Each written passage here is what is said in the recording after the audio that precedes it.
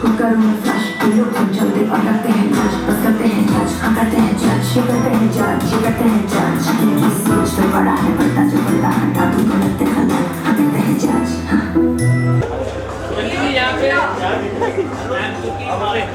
इनकी सोच तो बड़ा है, पर्दा जो पर्दा हटा दूँ तो लगते गलत, हाँ लगते गलत। ये करते हैं जज, ये करते हैं जज। इनकी सोच तो बड़ा है, पर्दा जो पर्दा हटा दूँ तो लगते गलत, हाँ करते हैं जज, हाँ। ये करते हैं जज, मैं बोलूँ तो लगते गलत। ये किस्मत पर चलते हैं सब, जो करनी नहीं रहना तो मिलनी नहीं रहना। मुफ्त की तोड़ेंगे रोटी में बातों से इनकी न सहमत। ये बोलेंगे गंदी है, बोले तो डर्टी, जो मिलते तो बातें फिर करते ही डर्टी। लगता है इजी यहाँ आना क्या, जो पहुंचे यहाँ मुझे बताना, हाँ ये खून पसीना भी बहता है। जो बोलेगा वही तो खाएगा, यही तो छोटे हाँ कर्मा भी कहता है, कर्मा भी कहता है। श्रेयांग सुंदर पढ़कर मात सुनिष्ठ घात, सुधर मेरे धन श्रेया पढ़कर वो भयावह। लगेला है दो इधर। ए भाई ए पीछे मोबाइल चल, अरे सादा मोबाइल आ रहा है भाई, मोबाइल पीछे है ना थोड़ा। ये करते हैं जज, देखा आपने मेरा रैप म्यूजिक वीडियो? चलाओ भाई मोबाइल देखा आपने, टीजर देखा, फुल वीडियो देखा? मोबाइल देखा क्या? कैसा लगा? बहुत खाली पीछे लगा। हां बहुत शानदार है मेरी तरह।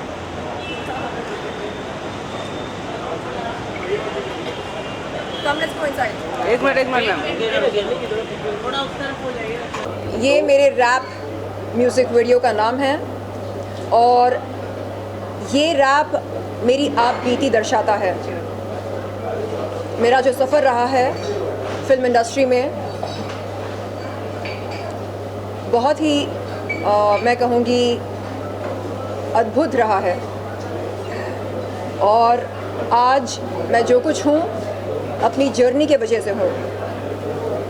मैं पहले सहमी सहमी से हुआ करती थी, बहुत डरती थी, सोचती थी लोग क्या कहेंगे, घर वाले क्या कहेंगे, समाज क्या कहेगा, तो सहमी सहमी से मैं रहती थी। लेकिन आज मेरे दोस्त, मेरे चाहने वाले, मेरे फैंस कहते हैं कि मैं किसी शेरनी से कम नहीं हूँ, क्योंकि अपनी बात मैं बग़ैर डर के साहस के साथ रखती हूँ सोशल मीडिया पर, आप सबके सामने। और मुझे लगता है कि ये साहस मुझे मिली है अपनी जर्नी से। और ये जो रैप पैदा हुआ है, इसके बोल, इसके जो शब्द हैं, वो मेरी जर्नी से पैदा हुए हैं। तो मैं शुक्रगुज़ार हूँ उन तमाम लोगों का जिन्होंने मेरे साथ बदसलूकी की, जिन्होंने मुझको बहुत परेशान किया, जिन्होंने मेरे साथ यौन शोषण किया, जिन्होंने आज मुझे इस मुकाम पर लाकर खड़ा करा। धन्यवाद। मैम, आप जब पिंजरे के अंदर थी कुछ बहुत बड़ी लाइन आपने कह दी थी, मैं चाहूँगा एक बार आप फिर से वो कैमरे पे और हमारे रूम के सामने कहें। जी, जो आपने पिंजरे में कहा था वो लाइन में फिर से सुनना चाहूँगी। किस संदर्भ में? जो आपने कहा था कि पिंजरा हमने क्यों जी जी जी जी मैंने अपने आर्ट डायरेक्टर से कहा कि मुझे मेरे म्यूज़िक वीडियो में पिंजरा चाहिए, और वो इसलिए क्योंकि ये पिंजरा दर्शाता है वो मानसिकता जो जजमेंट का शिकार होता है। अगर मानसिक स्थिति की बात की जाए तो ये पिंजरा एक परफेक्ट एग्जाम्पल है उस मानसिक स्थिति की जो हमेशा उलझा हुआ रहता है, परेशान रहता है जजमेंट के वजह से, लोगों की राय के वजह से, लोगों के परसेप्शंस के वजह से। तो इस पिंजरे से कैसे बाहर निकल सकते हैं हम, कैसे, तरकीब क्या है, उपाय क्या है? इस पिंजरे से बाहर निकलने का उपाय हमारे हाथ में है, किसी और के हाथ में नहीं। हमें ही पिंजरे के दरवाजे को लात मार के बाहर निकलना होगा। कैसे? खुद पर विश्वास करके, कभी कभी नहीं, रोज़ाना निरंतर रूप से हर पल हमें खुद पर विश्वास करना होगा। लोग हमें रिजेक्ट करेंगे, लोग हमें रेट करेंगे, लोग हमें जज करेंगे, लोग स्लट शेम करेंगे, बॉडी शेम करेंगे और हमें जलील करेंगे, सरेआम जलील करेंगे।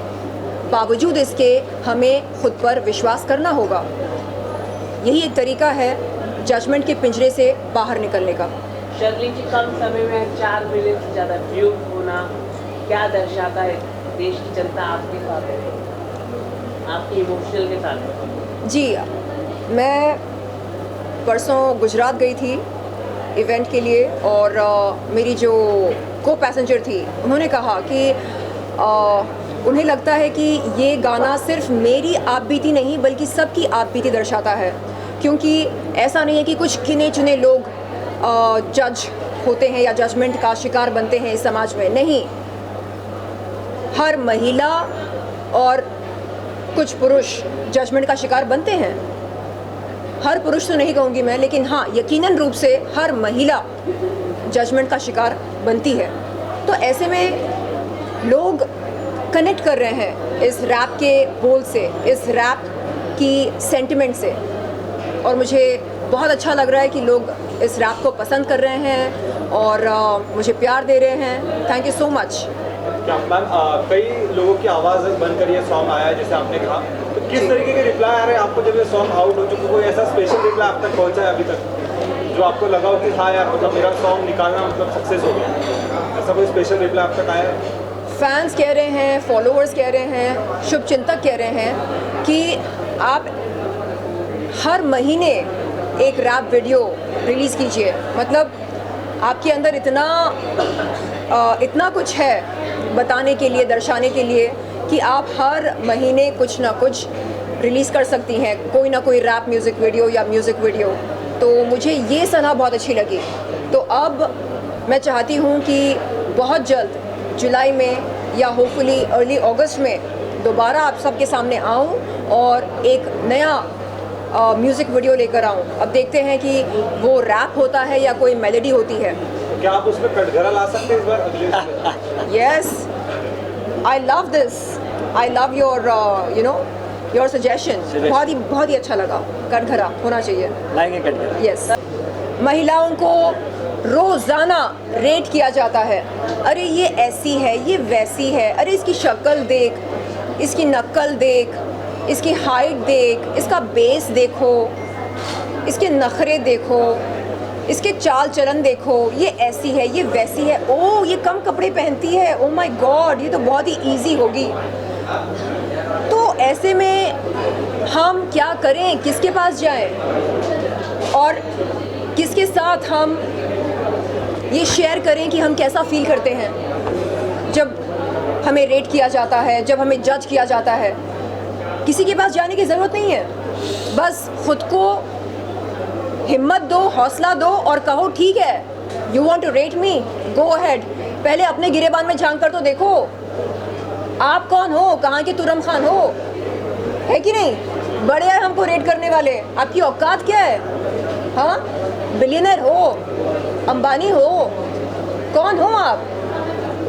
अधिकतर ट्रोल्स वेले होते हैं, दिमाग के पैदल होते हैं, कोई काम नहीं होता उनके पास, इसलिए दूसरों को जज करते हैं। तो हमें समझना चाहिए कि आगे वाले की मानसिकता कैसी है। अगर घिनौनी है, घटिया है, तो वो जज करते ही हैं। मतलब नेक्स्ट सॉन्ग तो जुलाई में आने वाला है, मतलब बरसात में आपकी तरफ से आग आने वाली है। जी बिल्कुल, बिल्कुल। सर आपका कोई सवाल नहीं? सवाल तो हाँ, शर्लिन जी, मेरा सवाल है आपसे। आपने काफ़ी एक मुद्दे को लेकर आपने काफ़ी लड़ा है जी। सेक्सुअल जी। हैरेसमेंट को, और आपने काफ़ी आवाज़ उठाई खानों पर। इन दिनों काफ़ी पिछले 1 महीने से जो रेसलर है वो जी, सड़क पर जी। है, लेकिन उनकी बात कोई नहीं सुनी गई है। और आज अगर दिल्ली पुलिस ने भी जो उसको एक्ट हटा दिया है प्रोसिक्यूशन के ऊपर से, क्या कहना चाहोगे आप? इस तरह की घटना होती है तब आप क्या कहना चाहोगे? मैं शुरुआत से हमारे देश के चैम्पियंस के समर्थन में खड़ी हूँ और आगे भी खड़ी रहूँगी। देखिए, ये बहुत ही शर्म की बात है कि अभी तक जिनके ऊपर या जिनके खिलाफ आरोप लगे हैं उनके खिलाफ कोई एक्शन नहीं लिया गया। क्यों? एफआईआर दर्ज हुई, उसके बाद क्या हुआ? यानी अगर इस देश के चैंपियंस सुरक्षित नहीं हैं इस देश में, तो हम अपने बारे में क्या उम्मीद रखें? यानी हम सुरक्षित होंगे या नहीं? अगर देश के चैंपियंस ही सुरक्षित नहीं हैं तो हम कहाँ जाएं? हम जाकर किसका दरवाज़ा खटखटाएं? न्याय की गुहार हम कहाँ जाकर लगाएं? तो मेरे ख्याल से ये चर्चा का विषय होना चाहिए। और जो लोग कहते हैं कि नहीं, वो तो एक्टिंग कर रहे हैं, ये सब वो पब्लिसिटी पाने के लिए कर रहे हैं, तो मैं उनसे ये कहना चाहूँगी कि इस तरह का इल्ज़ाम नहीं लगाना चाहिए, इस तरह की टिप्पणी नहीं करनी चाहिए। कोई भी लड़की सरेआम न्याय की गुहार यूं ही नहीं लगाती है। तो जो लोग इस तरह सोचते हैं कि ये सब पब्लिसिटी के लिए किया जा रहा है, ये बहुत ही दुखद है और शर्मनाक है। और मैं चाहूँगी कि हमारे देश के चैंपियंस को बहुत जल्द इंसाफ मिले, तब जाकर हम सुरक्षित महसूस करेंगे। शर्ली जी, बॉलीवुड की तरफ से कोई भी समर्थन नहीं है जिस तरह आप बोले हम सपोर्ट कर रही है, कंगना मैम हो या कोई भी दीपिका पादुकोण हो, आलिया भट्ट हो, उन्होंने कोई भी समर्थन नहीं किया इस बड़े मुद्दे पे, कोई बातचीत नहीं की। क्या लगता है आपको टॉप एक्ट्रेस को आना चाहिए उनके समर्थन में? कंगना जी ने कुछ कहा नहीं इस विषय पर। मैं कहना चाहूँगा, मतलब सारे लोगों को ये आश्चर्य की बात है कि कंगना जी ने इस विषय पर कुछ नहीं कहा। ऐसा क्यों? वो तो आमतौर पर दीपिका पादुकोण हो या आलिया भट्ट हो, क्या इनको भी आना चाहिए? जी बिल्कुल बिल्कुल। देखिए, अगर हम ये सोचें कि ठीक है ना, वो हमारे क्या लगते हैं, हमारे लगते हैं, हमारी बहनें लगती हैं वो। अगर हम एक दूसरे के लिए खड़े ना हों तो फिर फ़ायदा क्या है समाज में जीकर? हम जाके पर्वत पर जी सकते हैं, जंगल में जाकर जी सकते हैं, समाज में रहने का मतलब क्या है? हम एक कम्युनिटी हैं, एक परिवार हैं। अगर आपके साथ गलत होता है और मैं उस कुकर्म पर अगर कोई टिप्पणी ना करूं और मुंह फेर लूं, कहूं कि ठीक है ना, आपकी ज़िंदगी आप भुगतो, नो, ये तरीका गलत है। हम सब जुड़े हुए हैं एक दूसरे के साथ, हम सब भारतीय हैं, हम सब इस भूमि के बच्चे हैं और हमारा फ़र्ज़ बनता है कि जब जब इस देश में कुछ गलत हो, हम उस गलत के ख़िलाफ़ आवाज़ उठाएं। जी बिल्कुल।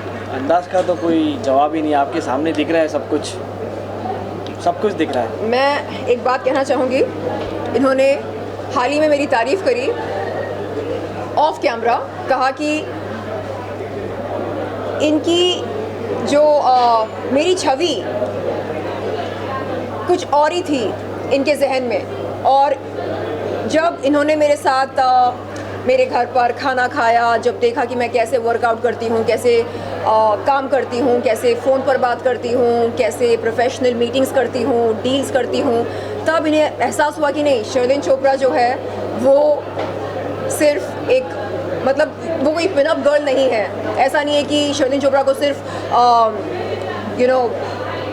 अंग प्रदर्शन करना आता है या वस्त्रहीन होकर ख़ुद को पेश करना आता है। नहीं, इसके अलावा मुझे बिज़नेस करना आता है, मुझे रैप लिखना आता है, मुझे रैप गाना आता है, और मुझे आप सबके सामने यूं बैठकर निडरता के साथ बात करना आता है। और सबसे बेस्ट बात ये है कि आप बहुत अच्छा स्पीच करते हैं। I love that. Thank you. कि ऐसा ही रहो। और मैं बहुत बढ़िया खाना बनाती हूँ। अच्छा, ये है हमारे कोरियोग्राफर, इन्होंने इनका म्यूज़िक वीडियो बनाया। Thank you so much. बहुत अच्छा कोरियोग्राफ किया। जी। बिल्कुल खुश हो गया क्या देख कहना के। चाहोगे? क्या कहना चाहेंगे आपने मैम को इस पिंजरे के अंदर डाला है? वो पिंजरे का आइडिया एक्चुअली मैम का ही था, क्योंकि डायरेक्शन वगैरह डायरेक्टिंग मैम ही कर रहे थे। सो मैंने तो सिर्फ कोरियोग्राफी किया है और हर कोई स्टेप सिखा रहा था, तो मैम बोल रहे नहीं ये हो जाएगा। तो कोई हैवी स्टेप भी रहता है तो मैंने बोला मैम चेंज करते हैं स्टेप्स, अगर नहीं होता है। नहीं हो जाएगा, मैं कर लूँगी। तो मतलब सिखाने में वो मज़ा आता है कि मैम बोलते हैं कि नहीं कोई भी स्टेप्स हार्ड है तो कुछ नहीं, लेकिन मैं कर लूँगी। तो वो बहुत बड़ी बात और बहुत अच्छा था। Thank you. And you know rap fast बोलना होता है, करेक्ट? तो फास्ट बोलना प्लस स्टेप्स परफेक्टली करना, ये बहुत ही चैलेंजिंग होता है। आप ज़रा करके देखिएगा। हाँ, इट्स अ चैलेंज। आप देखिए, अगर होता है तो मुझे बताइएगा। फास्ट बोलना और at the same time steps perfectly करना, it was a very challenging task for me. जी, गोज अराउंड कम्स अराउंड। आपके फेवर में वॉक किया है? बिल्कुल हमेशा। मैं ये मानती हूँ कि जो हमें जो हमें लगता है कि नहीं गलत हो रहा है या अच्छा नहीं हो रहा है, वो असल में अच्छा ही होता है हमारे लिए। मैं ये मानती हूँ कि हमारे अंदर ईश्वर बसते हैं, अल्लाह बसते हैं, तो कभी कुछ गलत नहीं हो सकता, कभी कुछ बुरा नहीं हो सकता। हाँ, मेरे साथ बुरा हुआ है फिल्म इंडस्ट्री में। मैं पूछती हूँ खुद से कि क्या उस समय अल्लाह मेरे साथ नहीं थे? जवाब होता है हाँ थे, इसलिए अनर्थ नहीं हुआ। तो आज मैं पहले से ज़्यादा समझदार हूँ और पहले से ज़्यादा मैं ईश्वर पर विश्वास करने लगी हूँ। मैं मानती हूँ कि हमारे जो कर्म होते हैं वो कहीं ना कहीं हमारी किस्मत के साथ जुड़े होते हैं और बुरे कर्म का नतीजा बुरा होता है, ये हम सब जानते हैं। मैंने महसूस किया है जो लोग मेरे साथ बुरा करते हैं या किसी के साथ भी बुरा करते हैं, उनका अंजाम क्या होता है ये हम सब जानते हैं। जब कुछ वॉक नहीं करता आपके फेवर में, जी मतलब वही हालत में हो जाता है, जी। आपके लिए क्या वॉक करता है, क्या मोटिवेट करता है? देखिए, 2021 में मुझको किडनी फेलियर हुआ था। मेरे डॉक्टर यहाँ हैं, उनका नाम है डॉक्टर शरद सेठ। वो कोकिला बहन के सबसे सीनियर नेफ्रोलॉजिस्ट हैं। तो जब मैं उनके पास गई थी, मैंने उनके पैर छुए, मैंने कहा डॉक्टर प्लीज़ मुझे बचा लो। उन्होंने कहा कि बहुत मुश्किल है, क्योंकि मैं लास्ट स्टेज में थी और जैसे तैसे उन्होंने 3 महीनों में मेरे उस कंडीशन को, किडनी फेलियर को रिवर्स कर दिया। तो तब मैं ये सोचती थी कि ये क्या हुआ मेरे साथ, ये क्यों हुआ? मैं तो वर्कआउट करती हूँ और मैं ड्रग्स नहीं लेती हूँ, मैं स्मोक नहीं करती हूँ, तो क्यों हुआ ये मेरे साथ? मैंने क्या गलत किया ज़िंदगी में? तो इस तरह के सवाल आए दिमाग में और फिर मैंने सोचा नहीं, ठीक है ना, लाइफ इज़ अनप्रेडिक्टेबल। ठीक है, ओके, किडनी फेलियर हो गया, अब क्या? चलो लड़ते हैं, दिखा देते हैं किडनी फेलियर को कि मैं कौन हूँ। तो मैंने दिखाया कि यस, मैं जीना चाहती हूँ। और देखिए, ये जो डिफ़िकल्टीज़ आते हैं, जो संघर्ष हम झेलते हैं ज़िंदगी में, वो हमें पहले से ज़्यादा ताकतवर बनाते हैं। और मैं ये मानती हूँ कि अगर ये संघर्ष ना हो ज़िंदगी में तो फिर जीने का मज़ा ही क्या है कि नहीं?